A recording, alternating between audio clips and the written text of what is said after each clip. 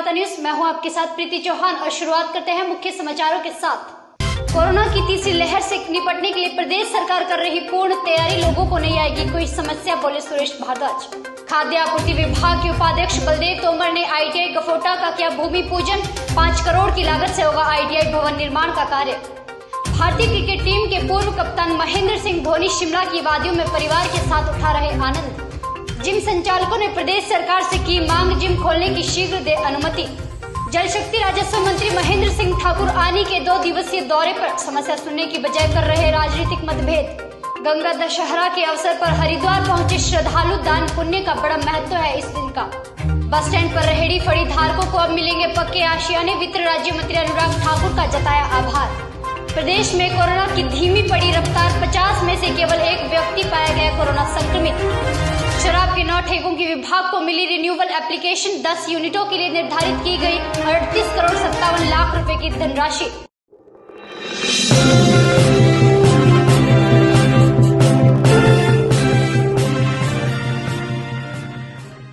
और अब समाचार विस्तार से। आज पूर्व विधायक बलदेव तोमर ने गफोटा ITI भवन का भूमि पूजन किया। बता दें कि भवन निर्माण के लिए 5 करोड़ रुपए की धनराशि स्वीकृत की गई है। अब ग्रामीण छात्रों को भी पढ़ाई करने के लिए सुविधा मिल सकेगी। वहीं खाद्य आपूर्ति विभाग के उपाध्यक्ष बलदेव तोमर ने बताया कि कांग्रेस ने हमेशा से ही वोट बैंक की राजनीति की है। उन्होंने कहा कि मैं कांग्रेस के नेताओं से ये पूछना चाहता हूं कि जब आपकी सरकार ने ITI भवन का शिलान्यास करवा दिया था तो आज तक भवन क्यों नहीं बन पाया। केवल लोगों को बेवकूफ बनाया गया और लोगों से वोट बटोरने का कार्य किया गया। उन्होंने बताया कि हमने मुख्यमंत्री के समक्ष ये समस्या रखी और लगभग 5 करोड़ की धनराशि इसके लिए स्वीकृत की गई है।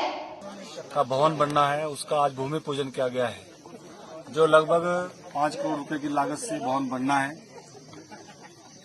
और इस क्षेत्र में जिस प्रकार से पूर्व में रही कांग्रेस की सरकार ने यहाँ के लोगों के साथ छल किया, विधानसभा चुनाव के आने से पहले 2016 में इसका शिलान्यास किया गया, जिसमें कि कोई पैसा नहीं था। और आज प्रदेश के कैबिनेट मंत्री महेंद्र सिंह ठाकुर इन दिनों आनी विधानसभा क्षेत्र के 2 दिवसीय दौरे पर हैं। वहीं आनी विधानसभा क्षेत्र में काफी समय बाद कैबिनेट मंत्री के दौरे को लेकर क्षेत्र की जनता काफी उत्साहित है, लेकिन हमेशा चर्चे में रहने वाले जल शक्ति राजस्व और सैनिक कल्याण मंत्री शनिवार को अपने ही दिए गए बयानों को लेकर एक बार फिर चर्चा में आ गए हैं। बता दें कि शनिवार को महेंद्र सिंह ठाकुर जब निर्मण पहुंचे तो बरसों से निर्माणाधीन कुरपन सिंचाई कूहल न बनने से कुरपन सिंचाई कूहल के सदस्यों ने अपनी समस्याएं मंत्री के सामने रखी, लेकिन उन्होंने समाधान देने की बजाय कहा कि आप किसान हैं या कांग्रेस है। और CPM राज्य कमेटी सदस्य हिमाचल प्रदेश। जैसा आप तमाम लोग जानते हैं कि पिछले कल से हिमाचल प्रदेश के कैबिनेट स्तर के मंत्री श्री महेंद्र सिंह ठाकुर जी आनी और निर्मण के 2 दिवसीय दौरे पर हैं। और पिछले कल जब कुरपन कुल संघर्ष समिति के लोग उनसे मिलते हैं और जिस तरह से मंत्री जी ने बयानबाजी की है वामपंथी विचारधारा को लेकर, वो एक घोर निंदनीय और उनकी भारतीय क्रिकेट टीम के पूर्व कप्तान और मशहूर खिलाड़ी महेंद्र सिंह धोनी इन दिनों शिमला की वादियों में परिवार के साथ आनंद उठा रहे हैं। इसी बीच धोनी के चाहने वाले धोनी की एक झलक पाने के लिए भी बेताब दिखे। दोपहर के समय धोनी के चाहने वाले प्रशंसक महली स्थित हेवन होम स्टे पहुंचे, जहां धोनी के प्रशंसकों ने उनके साथ फोटो खिंचवाई। धोनी के साथ मुलाकात के बाद बैट कंपनी के मालिक बीनू दीवान ने कहा कि वह धोनी के बहुत बड़े फैन हैं। इससे पहले जब साल 2018 में धोनी शिमला आए थे तो उनसे नहीं मिल पाए थे, जिसका उन्हें बड़ा मलाल था। आज जब उन्हें धोनी के आने की खबर मिली तो वो खुद को रोक नहीं पाए और धोनी से मिलने पहुंच गए। प्रदेश सरकार ने कोरोना की तीसरी लहर से निपटने के लिए तैयारियां आरंभ कर दी है।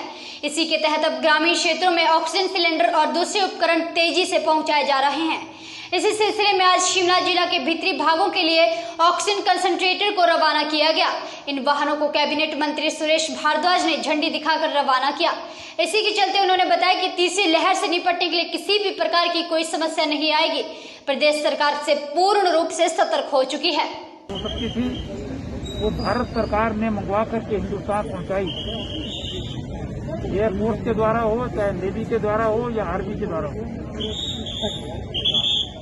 लेकिन देश में ऐसे बहुत सारी संस्थाएं हैं, ऐसे बहुत सारे जो हैं वो समाज के भी लोग हैं जो इस जल्द लौटेंगे एक छोटे से ब्रेक के बाद।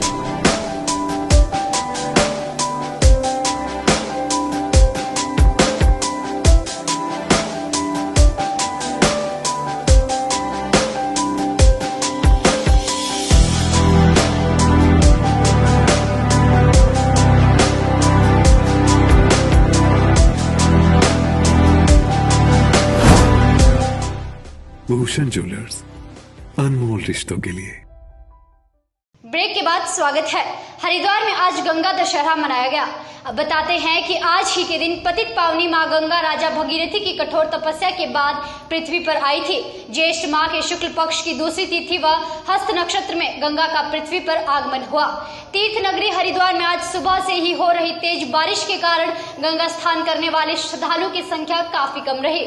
वहीं उज्जवल पंडित बताते हैं कि मान्यता है कि आज के दिन मां गंगा स्वर्गलोक से पृथ्वी पर अवतरित हुई थी, तभी से इस दिन को गंगा दशहरा के नाम से मनाया जाता है और इस दिन का पुण्य कार्य मानव मुक्ति के लिए जब भगवती गंगा का पृथ्वी पर अवतरण हुआ, वो ज्येष्ठ शुक्ल दशमी का ये पवित्र दिन, जिस दिन को सनातन परंपरावादी लोग, भारत ही नहीं अपितु विश्व भर में बसे हुए सनातन परंपरावादी लोग बड़े उत्साह, उमंग और उल्लास के साथ मनाते हैं।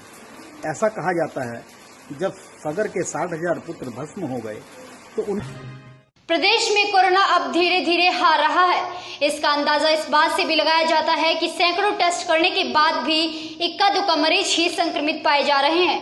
इसी कड़ी में उपमंडल घुमारवी के तहत सामुदायिक स्वास्थ्य केंद्र कुठेड़ा में 50 के करीब टेस्ट किए गए। डॉक्टर अभिषेक ठाकुर की देखरेख में यह कार्य आरंभ हुआ। इन टेस्ट में से एकमात्र महिला ही कोरोना संक्रमित पाई गई। डॉक्टर अभिषेक ठाकुर ने लोगों को बताया कि कोविड-19 से घबराए नहीं, बल्कि सरकार द्वारा दिए गए दिशा निर्देशों का पूर्ण रूप से पालन करें। राज्य एवं कराधान विभाग ने जिला सिरमौर में शराब के ठेकों की रिन्यूअल डेट बढ़ा दी है। अब ठेकेदार रिन्यूअल एप्लीकेशन 21 जून तक कार्यालय में जमा कर सकेंगे। विभाग ने जिला सिरमौर के 10 यूनिटों के लिए 2021-22 वर्ष में 38 करोड़ 57 लाख रुपए की राशि निर्धारित की है। उपायुक्त राज्य एवं कर आबकारी जिला सिरमौर प्रीतपाल सिंह ने कहा कि जिले में शराब के ठेकों की रिन्यूअल चली हुई है, जिसके तहत अब तक 9 ठेकों की रिन्यूअल एप्लीकेशन विभाग को प्राप्त हो चुकी है। ठेकों को रिन्यूअल डेट उच्च अधिकारियों ने 21 जून तक बढ़ाई है। अब ठेकेदार 21 जून तक अपने ठेकों की रिन्यूअल विभाग से करवा सकते हैं। सिरमौर जिला में शराब के ठेकों का रिन्यूअल चली हुई थी, जो 18 तारीख तक थी।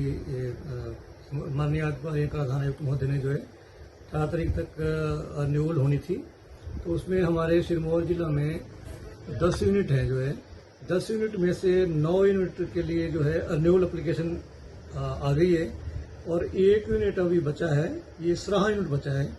और जो एक हमारा यूनिट बचा है, इसकी कीमत है 4 करोड़ 65 लाख रुपए जो है। और टोटल हमारा जो है एक्साइज का जो 21-22 साल के लिए जो कीमत है वो 38 करोड़ 57 लाख रुपए है। सुजानपुर बस स्टैंड पर अब रेहड़ी फड़ी धारकों को पक्के आशियाने मिलने के बाद दुकानदारों में खुशी की लहर है। सोमवार से लाभार्थी दुकानदार अपनी व्यापारिक स्थानों में कार्य शुरू करेंगे। एक मत से सभी दुकानदारों ने पक्की दुकानों के निर्माण के लिए पूर्व मुख्यमंत्री प्रेम कुमार धूमल व वित्त राज्य एवं कॉर्पोरेट मंत्रालय मंत्री अनुराग सिंह ठाकुर का धन्यवाद किया। रेहड़ी फड़ी यूनियन के प्रधान अशोक मेहरा व महासचिव दिनेश डोगरा की छत नसीब हुई है।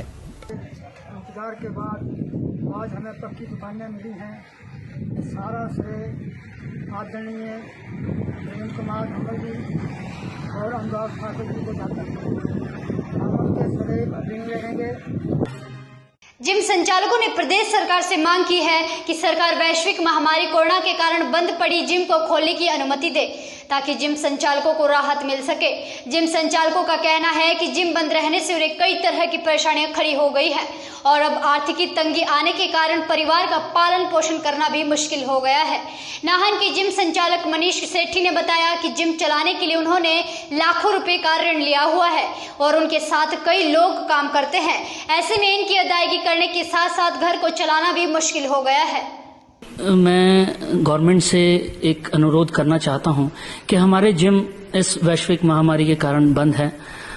मानता हूं कि बहुत सी परेशानी है इसमें, लेकिन जहां तक बाजार खुल चुके हैं, ठेके खुल चुके हैं, हर बिजनेस खुल चुका है ऑलमोस्ट, जिम क्यों बंद है ये मेरी समझ से बाहर है। क्योंकि इम्यून सिस्टम को स्ट्रांग करने वाला एक अच्छा साधन जिम माना जाता है और हम जिम वालों का कम से कम इस पे लाखों करोड़ों रुपया इन्वेस्ट हुआ है।